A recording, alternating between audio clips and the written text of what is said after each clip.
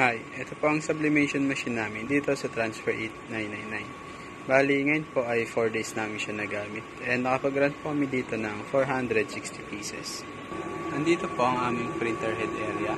Maayos naman po. Nandito naman po ang aming wiper at ang aming capping. Meron naman pong 90% good condition. Ganito naman po ang tamang head clean. And ganito naman po ang pag-nozzle test.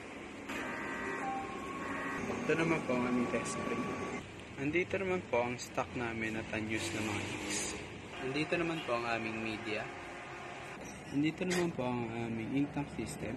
Maayos naman po. Andito naman po ang aming waste tank. Ang last disposal po nito ay kanina. Andito naman po ang aming heater at ang aming fan. Working naman po sila pareho. Andito naman po ang aming daily checklist. Updated naman po. And nandito naman po ang aming production log. Yun lang po. Thank you.